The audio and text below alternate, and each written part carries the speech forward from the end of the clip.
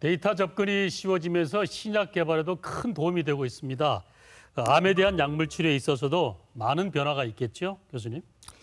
예, 뭐 가장 획기적이라고 할 수 있는 것은 이제 2001년도 네이처에 나온 인간 유전자 지도, 휴먼 지놈 프로젝트라고 그러죠. 거기에 한 명의 30억 개의 유전자를 분석하는데 15년이 걸렸고 비용은 30억 달러, 그러니까 한 3조 이상의 비용이 들어갔습니다. 네. 뭐 그렇게 해서는 도저히 병원에 쓸 수가 없겠죠. 네. 그런데 그게 이제 분석할 수 있는 우리 핸드폰 생각하시면 됩니다. 그 처음 났던 벽돌폰이라고 하는 통화만 되는데 이만한 걸 들고 다녔죠. 네. 그러던 것이 지금은 그 100배, 1000배의 기능을 가지는데 손바닥 안에서 모두 구현되는 것처럼. 그래서 유전자 분석 기술이 좋아지면서 비용 자체가 지금은 뭐 한 10만 원에서 20만 원 정도의 유전자 분석이 가능합니다. 그래서 이게 이제 실제 환자 진료에 이용할 수가 있고 의료보험도 됩니다. 그래서 이제 환자가 오면은 유전자 분석을 하는 겁니다. 그래서 유전자를 데이터를 분석해가지고 적합한 약이 있으면 이 약을 또 쓰고 또 내성이 생기면 말씀드렸지만 유전자에게 서로 간섭하고 서로 방해하고 서로 도와주고 이렇게 계속 변한다 그랬죠. 진화하는 것처럼. 그다음에 또 반응이 생길 수 있는 방법을 또 찾습니다.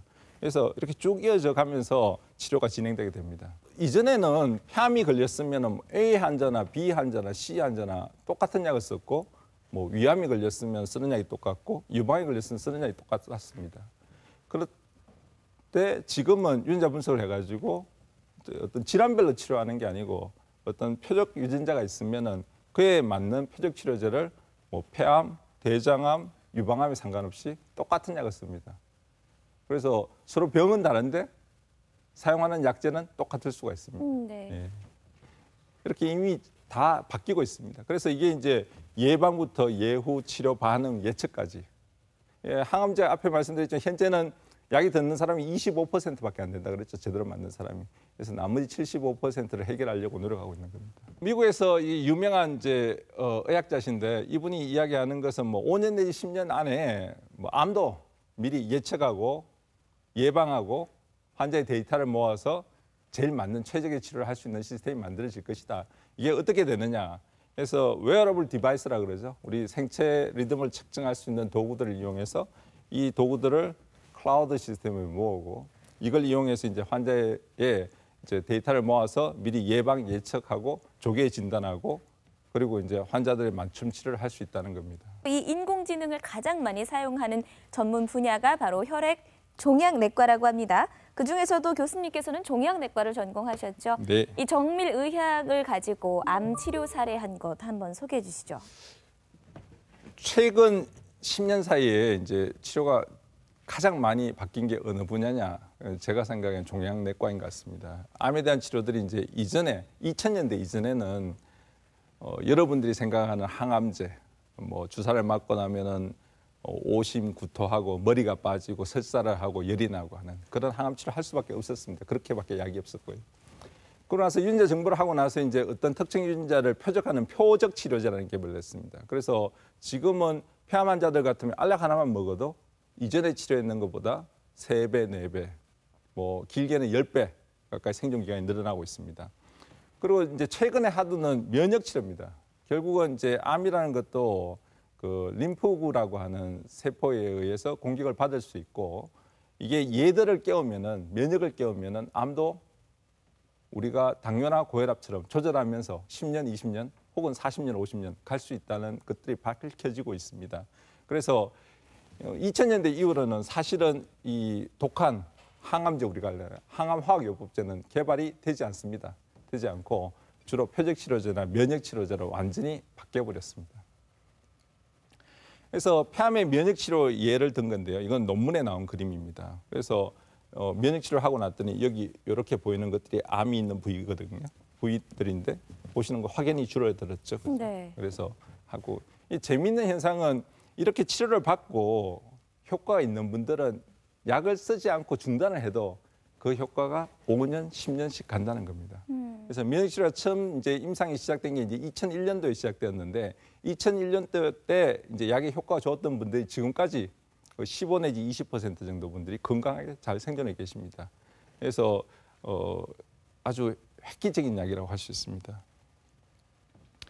폐암 치료를 보면은 이전에 이제 80년대, 90년대까지 아무리 항암 치료를 해도 우리가 벌 수 있는 시간이 1년이었습니다. 1년 못 넘긴다고 일단 시작하고 이제 치료를 시작했는데 지금은 그 기간이 이제 2년, 3년, 최근에 나온 4년, 5년까지 늘어났습니다. 그래서 치료 방법도 쉬워지고 효과는 더 뛰어나고 어떤 걸 치료하시겠습니까? 당연히 표적 치료, 면역 치료 하시겠죠.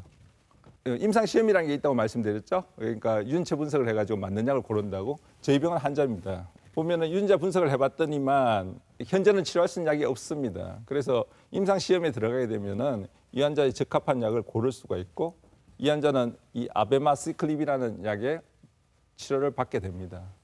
그래서 치료를 받아보면은 사진이 좀 복잡한데요. 네. 뭐 쉽게 말씀드리면은 이게 이제 기도거든요. 기도가 있는데 기도 부위가 이렇게 덩어리에서 막혀 있죠. 네. 숨이 몹시 차겠죠. 이러던 분이 이게 다 시원하게 뚫렸습니다. 종양에 의해서. 이런 효과를 볼 수 있습니다. 그냥 단지 먹는 약 하나 먹고요. 이분은 이제 52세 신장암 환자입니다. 이분은 이제 이게 작년 3월이거든요. 작년 3월에 폐에 다 전이돼 있습니다. 이러한 덩어리들이 암세포입니다. 암세포가 이렇게 폐를 갉아먹고 있으니까 숨이 당연히 차겠죠, 그죠? 숨이 차서 이분은 이제 옵디버나 면역 치료를 했습니다. 2018년 4월이니까 한 1년 정도 지났죠. 다 없어졌죠. 이만한 없어지고 이런 것들은 다 깨끗해졌습니다. 그래서 뭐 이 환자 같은 경우에는 이제 이미 수많은 약을 썼고 마지막 희망으로 이 약을 쓰는 건데 너무 반응이 좋으셔서 지금은 저보다 더 건강해 보이십니다. 그래서 네. 치료를 계속 받고 계십니다.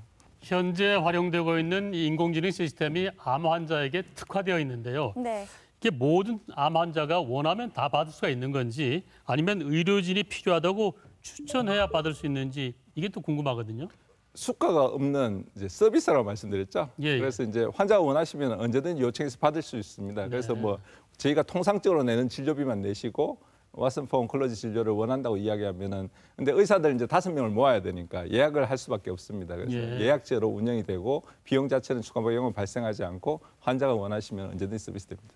네, 네. 그렇군요. 최근 가상현실이라고 해서 이 게임에 많이 활용되고 있는데요. 이게 게임에만 활용되고 있는 게 아니라 의학 분야에서도 활용이 되고 있다고 네. 하는데 어떻게 다양하게 활용이 되고 있는지 궁금하거든요. 예, 가상현실은 첫째 이제 교육에서 많이 이용되고 있습니다. 예, 뭐 이전에는 이제 해부학 실습 같은 경우에는 사체를 놓고 이걸 뭐 칼로 하면서 해부학을 하면서 공부를 할 수밖에 없는데 지금은 이제 가상현실 내에서 그런 과정들을 다 해나갈 수 있고 실제 이제 뭐 진료에서도 쓰일 수 있습니다. 왓슨 포 온콜로지 같은 게 대표적이겠죠. 환자가 이 약을 썼을 때 어떤 효과가 나타날 것이고 어떤 약이 맞는지 찾아주는 것이고 그리고 이제 연구에서도 쓰이고 있는데 재밌는 거는 유전자들이 굉장히 복잡하다 그랬죠. 서로 간섭하고 서로 방해하기도 협력하기도 이게 순간순간 변하는데 이것을 이제 컴퓨터 내에서 구현하는 겁니다. 그래서 컴퓨터 내에서 어떤 약을 썼을 때 이 신호체계가 어떻게 변할지 디지털 셀이라고 그럽니다. 그래서 그런 수준까지 와 있습니다. 네. 광범위하게 이용되고 있습니다. 많이 활용되는 게 스마트폰이라고 합니다. 이렇게 카메라를 달아서 스스로 진단을 할 수 있게 만든 건데요. 실제 스마트폰을 활용한 진단들이 꽤나 많다고요.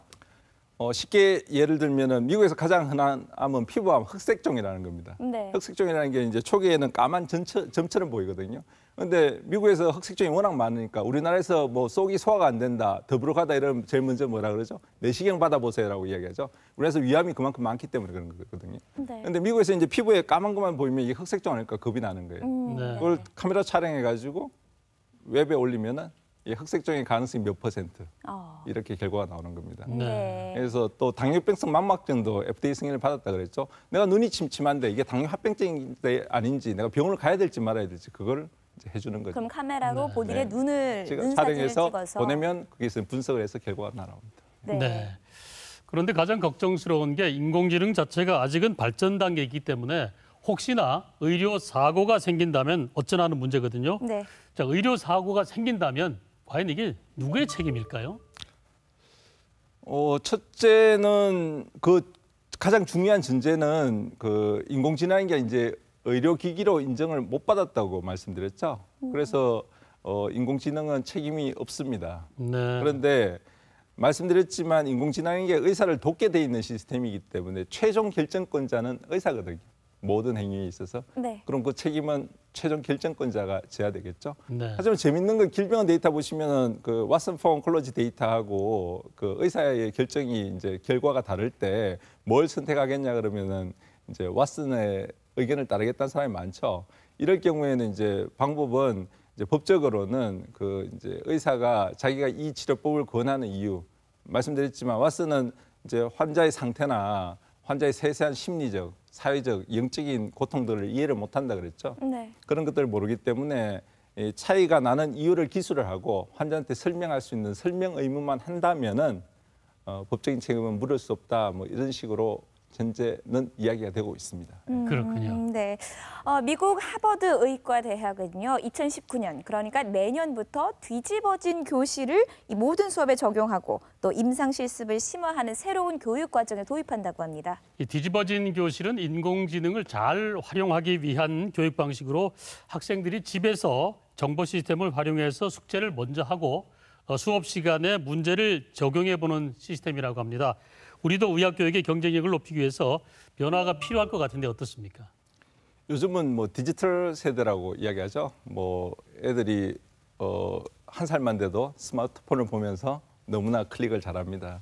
그래서 뭐 아이패드나 이런 것을 쉽게 쓰고 24시간 스마트폰을 거의 놓지 않으면서 자라난 디지털 세대입니다. 그런데 이를 교육시키는 의사들은 저를 포함해서 애널로그 세대거든요. 네. 디지털이 아직 익숙하지 않고 컴퓨터로 책을 보는 것보다는 실물책을 보는 게 더 편한 그런 세대입니다. 그런데 결국은 이제 이 친구들이 그 의과대학 교육을 마치고 뭐 전문의 과정을 마치고 10년 후쯤 실제로 의료 분야에서 일할 때는 이러한 기기들이 인공지능 기기들이 뭐 포괄적으로 다 들어와 있을 거거든요. 그래서 현재는 뭐 두 가지를 의과대학 교육에서 중요하다고 생각합니다. 하나는 변화를 이제 수용하고 적극적으로 공부할 수 있는 마음, 내가 잘 모르는 것을 내가 찾아서 스스로 공부할 수 있는 그런 측면에서 정보라는 건 사실은 너무나도 너무 많아서 네. 문제거든요. 뭐 구글 씨는 모든 것을 알고 있다고 말씀하죠. 구글 검색을 해보면 최신 의학 정보까지 뭐 웬만한 의사들이 모르는 정보까지 다 찾을 수가 있습니다. 그냥 클릭 한 번으로. 그러니까 그걸 이제 취합하고 분석해서 적용하는 게 문제라서 그런 거지. 그런 강했기 때문에 변화를 인정하고 뭐 스스로 공부할 수 있는 의사를 기르는 거. 그리고 이제 점점 이제 이런 AI가 의사의 불필요한 시간들을 대신해 주는 거죠. 뭐 분석을 하고 데이터를 확인하고 비교하고 이걸 이제 AI가 대신해 주기 때문에 의사는 좀 더 이제 환자한테 집중하라는 거죠. 환자한테 공감하고 환자의 이야기를 들어주고 환자를 도와줄 수 있는 그러니까 공감할 수 있는 마음이 따뜻한 의사를 이제 키우는 것이 그 두 가지 쪽으로 저희들도 많은 노력을 하고 있습니다. 네. 정말 매일매일 뉴스에 신기술, 신제품이 쏟아져 나오고 있는데요. 앞으로 정말 더 많은 변화에 적응을 해야 할 텐데 이 미래 의학에 대한 앞으로의 발전 방향, 교수님의 생각은 어떠십니까?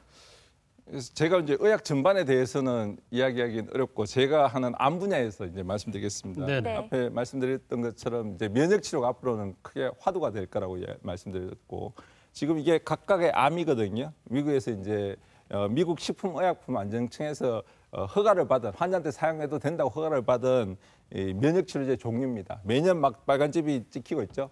수많은 암이 이제 면역치료에 듣는다는 게 밝혀져 있고 암에서 가장 보편적인 효과적인 치료 방법으로 자리매김을 하고 있습니다 이미. 제가 말씀드린 것처럼 이 정부라는 굉장히 보수적으로 움직일 수밖에 없다 그랬죠, 그죠? 미국 식품의약품안전청은 효과도 효과지만 안전성이 확보돼야지만 인정을 해주거든요. 그래서 효과와 안정성이 확보된 양이 이렇게 많다는 겁니다. 그런데 이제 암이라는 게 이렇게 단순하지가 않다는 거예요. 유전자 분석을 해보고 이제 연구를 더 해봤더니만 우리가 매일 느끼는 감정도 암에 영향을 주고요. 우리가 매일 접하고 있는 환경도 암에 영향을 주고요. 마이크로바이오타라고 해서 장내 미생물이죠. 장내 미생물이 100조 개 정도 된다 그러거든요. 네. 우리 뭐 락토바실러스 이런 건 일반 명사로 많이 알고 계시죠, 그죠? 그럼 장내 미생물 같은 것들도 암에 영향을 준다고 되어 있습니다. 그리고 매일 어떻게 사느냐가 또 암에 영향을 준다고 되어 있습니다. 그래서 유전자에다가 환자의 면역에다가 혈관 생성이라든지 암의 특성이라든지 감정, 환경, 장내 미생물, 일상생활 너무 영향을 주는 인자들이 많죠, 그죠? 네. 그래서 이렇게 점점 복잡계로 바뀌고 있습니다. 그래서 올해 이제 미국 암학회에서 나온 이야기인데요. 뭐 혁신적인 기술 이런 게 너무 복잡하니까 이런 걸 도와줄 수 있는 기술들이 개발되고 있습니다. 그래서 인공지능 혁명이라 그래서 사람이 굳이 보지 않아도 이제 암이 의심되는 부위가 이렇게 딱 찍히는 거예요. 현미경만 딱 갖다 대면. 그래서 이런 것들이 이제 구글에 의해서 개발되었습니다. 그리고 이제 유전자 발현의 차이가 너무 심하다 그랬죠. 이게 유전자가 있고 없고만 해결되는 게 아니고 서로 간섭하고 서로 도와주기도 하고 방해하기도 하고 이러면서 계속 변하기 때문에 이제 실제로 이제 우리가 유전자 분석에서 아는 건 전체 유전자의 5%거든요. 단백질로 발현되는. 그 나머지 95%는 모르는 유전자들이에요. 그래서 나머지 95%를 탐색해 보자는 거죠. 얘들이 어떤 역할을 하는지. 그래서 그런 연구가 지금 진행되고 있고요. 그리고 이제 복잡한 신호 전달 체계를 이걸 뭐 일일이 눈으로 볼 수도 없고 이걸 이제 쉽게 볼 수 있게 디지털 세포로 구현하자는 거죠. 디지털 세포로 구현해서 환자한테 써보고 효과 있나 없나 보기 전에 미리 데이터를 넣어서 요 자리를 딱 건드리면 어떻게 되나, 여기를 건드리면 어떻게 되나, 요거를 같이 건드리면 어떻게 되나 이걸 보자는 거죠. 네. 그래서 이런 것들이 이미 구현되고 있습니다. 올해 미국 아마켓에서 나온 데이터들입니다. 그래서 이러한 신기술들이 가장 속속들이 개발되고 있고요. 뭐 앞으로 이제 인공지능 시대에 뭐 가장 중요한 것은 우리가 스마트폰이 들어왔을 때 처음 왔을 때 뭐 좋아하는 사람도 있고 싫어하는 사람도 있었지만 지금은 쓰지 않는 사람이 거의 없죠. 인공지능도 앞으로 10년 이내에 마찬가지가 될 것 같습니다.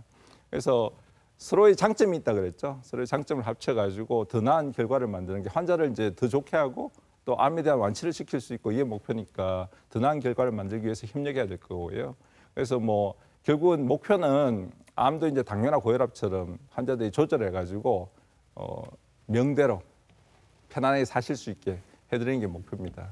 그래서 뭐 이미 다 생활에 들어와 있는 인공지능을 뭐 싫다한다든지 뭐 이세돌처럼 인공지능이 패배했기 때문에 인간은 미래가 없다고 생각한다든지 네. 혹은 인공지능이 다 질 거라고 생각한다든지 이러한 태도를 버리시고 변화를 수용하고 뭐 공부하는 자세를 가지면은 뭐 미래 의료 시스템 분명한 것은 점점 인간의 중점을 두고 사람한테 좋은 방향으로 쓰이기 때문에 뭐 더 좋으면 좋아지지 나빠질 것 같지는 않습니다. 네. 네, 의료 인공 시대가 왔다 그래도 인공지능 프로그램에 너무 의존해서는 안 될 것 같은데요. 네. 암 예방을 위해서 스스로 지켜나가는 거에 첫 번째일 것 같고요. 네. 건강을 지키기 위해서 가져야 할 마음과 습관, 이 부분도 좀 우리 교수님께서 강조를 해주시죠.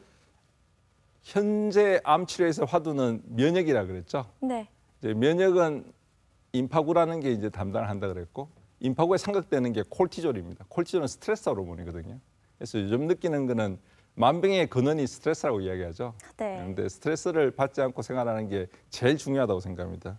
그리고 이제 P4 메디슨에서 뭐라 하겠습니까? 조기에 검진하고 환자가 적극적으로 참여를 하고 예방할 수 있으면 예방을 하라 그랬죠. 그런 것처럼 조기 검진을 적극 참여하셔야 되고 건강 검진을 말씀입니다. 그리고 이제 예방할 수 있는 걸 피하라는 거죠. 뭐 담배, 술, 그리고 나쁜 생활 습관, 운동을 많이 하고 하는 것들을 통해서 스스로 본인의 건강을 지키기에 노력하는 것이 만고의 진리라고 생각합니다. 네, 네. 스스로 지켜야 되겠습니다. 네. 네, 정말 세상이 그야말로 무서운 속도로 변해가고 있습니다. 정말 이 쏟아지는 의료 지식 속에서 최선의 선택을 하기 위해서는 네. 이 인공지능 정말 피해갈 수 없는 과정이 될 것 같습니다. 네, 하지만 변화를 막연히 두려워하기보다는 그 변화를 얼마나 잘 활용하고 바른 방향으로 이끌어가는가를 고민해 봐야 되지 않을까요? 네, 새로운 의학 시대에 잘 적응해 나갈 수 있도록 좋은 정보 주신 우리 계명대학교 동산의료원 종양내과 박건욱 교수님 오늘 함께하셨습니다. 고맙습니다. 감사합니다.